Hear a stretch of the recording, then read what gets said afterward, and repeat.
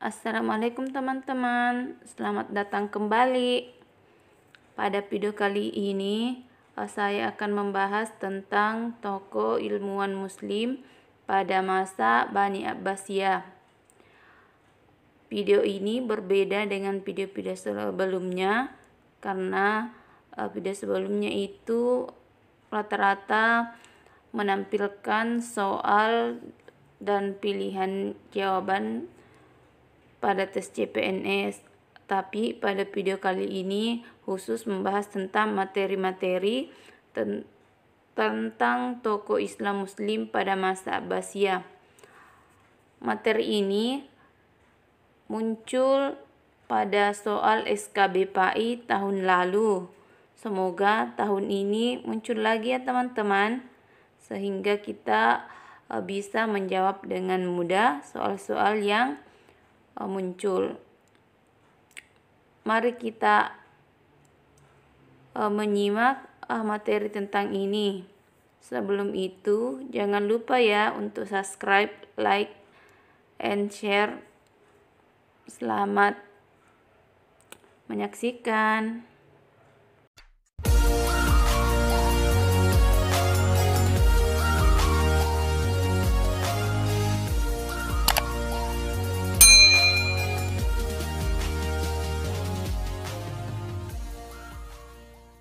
Yang pertama, Ibnu Sina, nama lengkapnya Abu Ali Al-Husaini bin Abdullah bin Sina, adalah seorang ahli kedokteran muslim. Ia dilahirkan di Bukhara tahun 370 Hijriah atau 980 Masehi. Beliau dibesarkan di lembah Sugah, Daljah, dan Furat, tepi selatan Laut Kaspia, kawasan Bukhara. Di sana ia banyak belajar ilmu pengetahuan dan ilmu agama. Ia mendalami filsafat, biologi, dan kedokteran. Pada usia 17 tahun, ia telah memahami seluruh teori kedokteran melebihi siapapun. Ibnu Sina diangkat menjadi penasihat para dokter yang praktik pada masa itu. Ia dikenal dengan bapak kedokteran dunia. Bukunya yang terkenal adalah Kanun fi al-Tib atau dasar-dasar ilmu kedokteran. Ia juga menulis buku berjudul As-Sifa an-Najat. Beliau meninggal di bulan Juni tahun 1037 Masehi atau 428 Hijriah di Hamadan, Persia, Iran. Selanjutnya yang kedua yaitu Al-Farabi. Nama lengkapnya adalah Abu Nasr Muhammad bin Tarkan bin Uqlah Al-Farabi. Dilahirkan di Farab dan meninggal di Aleppo. Pada masa kecil ia dikenal sebagai anak yang cerdas. Ia banyak belajar ilmu agama, bahasa Arab, Turki, dan Persia. Ia berpindah dari Baghdad selama 20 tahun. Berikutnya pindah ke Haran untuk belajar filsafat Yunani kepada beberapa orang ahli seperti Yuhana bin Haylan. Ia menguasai 70 bahasa sehingga ia menguasai banyak ilmu pengetahuan. Yang paling menonjol adalah ilmu mantik. Kemahirannya dalam ilmu mantik melebihi Aristoteles. Ia kemudian dikenal sebagai guru kedua dalam ilmu filsafat. Al-Farabi memasukkan ilmu logika dalam kebudayaan Arab. Dalam bidang filsafat, Al-Farabi lebih menitikberatkan pada persoalan kemanusiaan seperti akhlak, kehidupan intelektual, politik, dan seni. Ia termasuk dalam filsuf kemanusiaan dan berpendapat bahwa antara filsafat dan agama tidak bertentangan. Yang ketiga, Ibnu Rushd. Nama lengkapnya Abdul Walid Muhammad bin Ahmad bin Rushd, lahir 1126 Masehi di Cordoba, Spanyol. Wafat 595 Hijriah atau tahun 1998 Masehi. Sering dilantikkan sebagai Averroes, adalah seorang filsuf dan pemikir dari Andalus yang menulis dalam bidang disiplin ilmu termasuk filsafat, akidah, atau teologi Islam, kedokteran, astronomi, fisika, fikih atau hukum Islam, dan linguistik. Karya-karya filsafatnya termasuk banyak tafsir, prase, dan ringkasan karya-karya Aristoteles yang membuatnya dijuluki oleh dunia barat sebagai sang penafsir. Bahasa Inggrisnya The Commentator. Ibnu Rushd juga semasa hidupnya mengabdi sebagai hakim dan dokter istana untuk kekhalifahan Umayyadun. Selanjutnya Al-Khawarizmi tahun 780 Masehi sampai 850 Masehi. Nama lengkapnya adalah Abu Ja'far Muhammad bin Musa Al-Khawarizmi. Ia termasuk tokoh dalam bidang matematika, dikenal sebagai Bapak Aljabar. Di barat beliau disebut dengan al-logarisme atau al-logarism, yaitu aritmatika atau ilmu hitung desimal dengan menggunakan angka Arab. Istilah al-logaritma disandarkan pada namanya tersebut. Ia juga ahli di bidang astronomi dan geografi. Beliau juga menemukan angka 0 dan tabel-tabel trigonometri. Selanjutnya adalah Al-Ghazali. Nama lengkapnya adalah Abu Hamid Muhammad bin Muhammad Al-Ghazali At-Tausi Asy-Syafi'i. Lahir di Tus 158 atau 450 Hijriah dan meninggal di Tus 1111 atau 14 Jumadil Akhir 505 Hijriah. Seorang tokoh ahli tasawuf, dia termasuk tokoh aliran tasawuf Sunni bersama Abu Qasim Al-Quraisy. Di antara karya yang terkenal adalah Ihya Ulumuddin atau menghidupkan kembali ilmu-ilmu agama, maupun Ajaibul Qalbi atau keajaiban-keajaiban hati.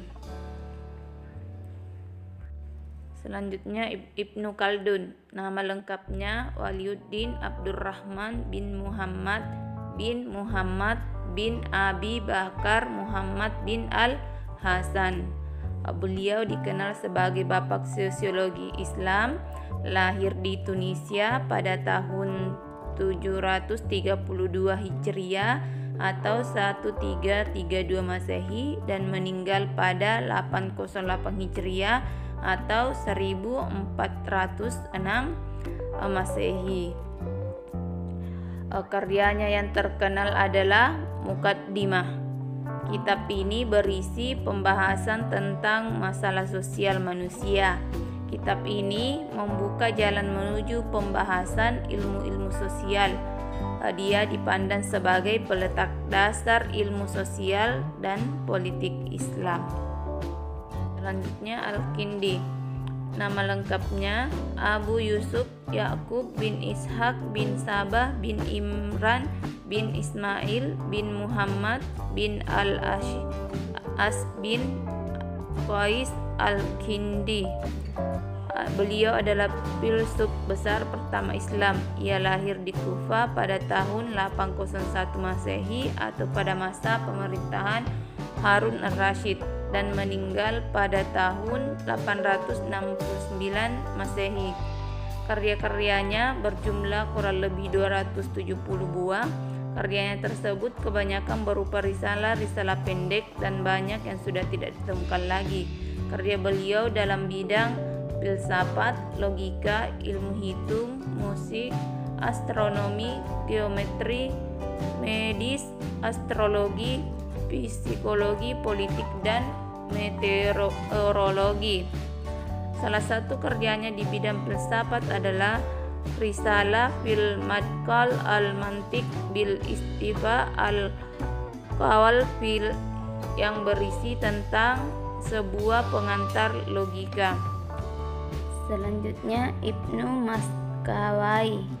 Nama lengkapnya Abu Ali Ahmad bin Muhammad bin Yaqub bin Maskawai.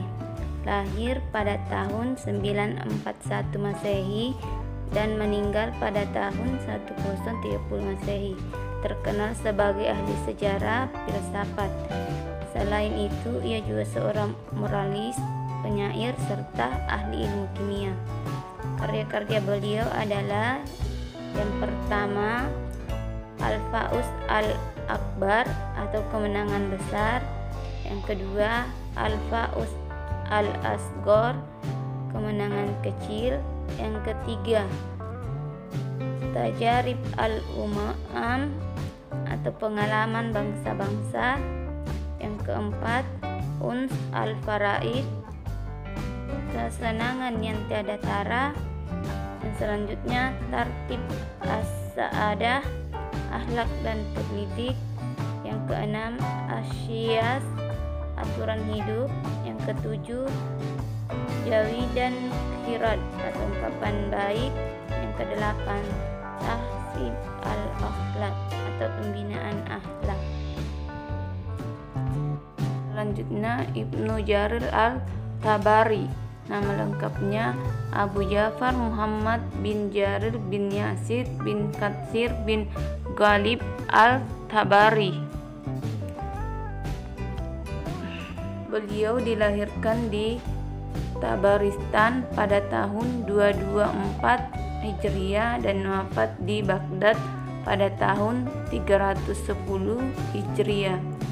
Adapun karya tulisannya yang terkenal adalah kitab tafsir, kitab al-qiraat, al-adadu wa al-tadsil, kitab ikhtilafu al-ulama, tarik al-umam wa al-muluk, tarik al-rijal mina al-sahabah wa al-tabi'in, kitabu ahkam syara'i al-islam, dan kitab usuluddin.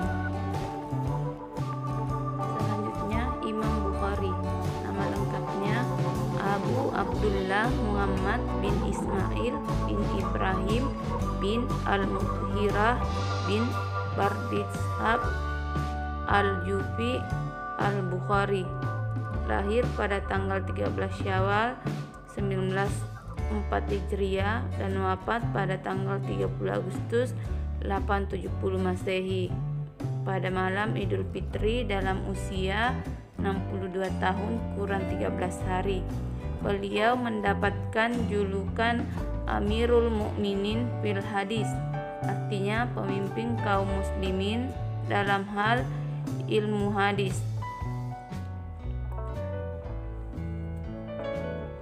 Adapun karya Imam Bukhari antara lain, yang pertama Al-Jami As-Sahih yang dikenal sebagai Sahih Bukhari, yang kedua Al-Adab Al-Mufrad, yang ketiga Ad-Du'afa As-Saghir, yang keempat At-Tariq As-Saghir, yang kelima At-Tariq Al-Kabir, yang keenam At-Tariq Al-Awsat, yang ketujuh At-Tafsir Al-Kabir, yang kedelapan Al-Musnad Al-Kabir, dan masih banyak lagi yang lain yang belum saya tampilkan.